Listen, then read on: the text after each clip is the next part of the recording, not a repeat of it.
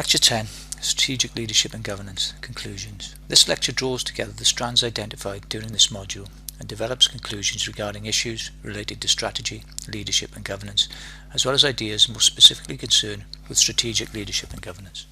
We consider how these areas each have significance in the development of the human condition and the formation of human interaction and goal attainment. The idea that both individual and community behaviour are related and that each of these impacts upon leadership and governance is identified and explained. Overall, the relationship between knowledge, understanding and contingency when dealing with strategy, leadership and governance is rendered explicit.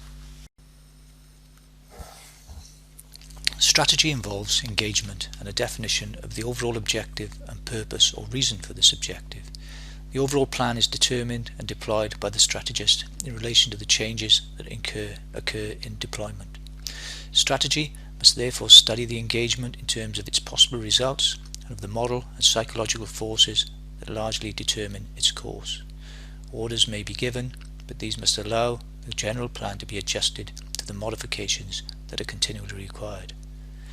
However, the strategist must continually be in control.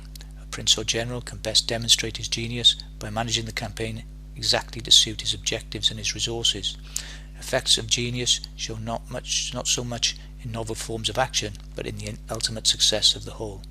Clausewitz considered that strategy was very simple, but very difficult to implement. Leadership qualities were required if strategy implementation was to be successful.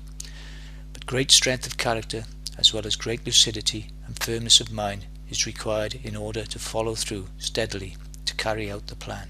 Indeed, overcoming difficulties regarding implementation or doing simple things is at the very core of leadership.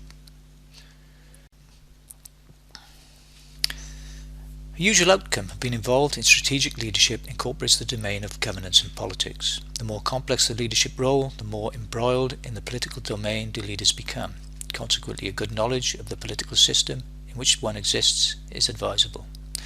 Indeed, in representative democracies, all leaders are ultimately answerable to an elected institution.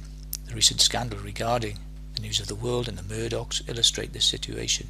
In a military context, the armed forces are directed by and owe their allegiance to elected bodies. As Clausewitz pointed out, engagement is never an end in itself, but always a means to a political end. Such has become necessary through separate social contracts, each of which determines loyalty to the sovereign, whether this be in a Hobbesian or, as we more closely resemble today, a Lockean or Kantian context.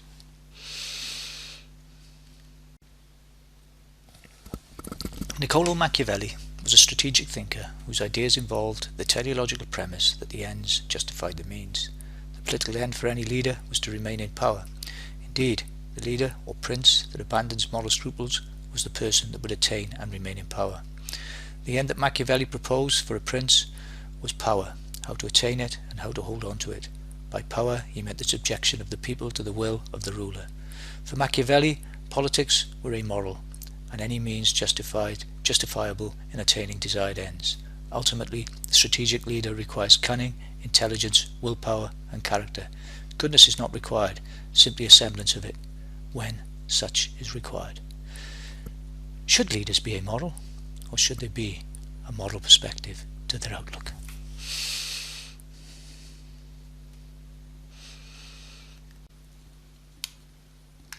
Immanuel Kant disagreed with Machiavelli's position and considered that leaders were required to adhere to moral law. He was a deontologist and argued that moral laws bind humanity in general and that this included leaders. Deontology considers that an action is wrong in relation to the act itself, not the outcome. Consequently, leaders cannot justify rule breaking by appealing to its effects on followers.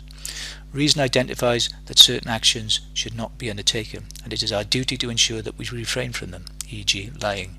We should act on the basis of duty alone. Our duty is to act only in ways that it would be possible for all people to act, not simply that we treat others as we want to be treated, but that we should act in ways that we would want everyone to act toward everyone else. Our actions are universalized.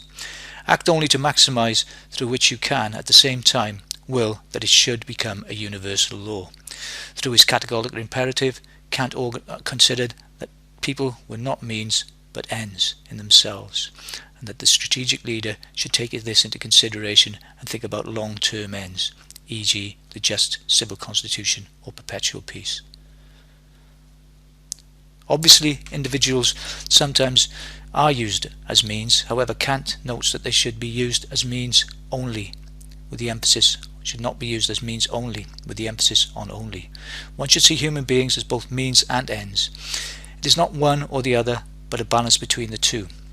The quality of relationships within an institutional or social structure will ultimately determine strategic leadership capability. Leadership involves a strong relationship with followership and develops in a democratic structure through mutual respect and trust.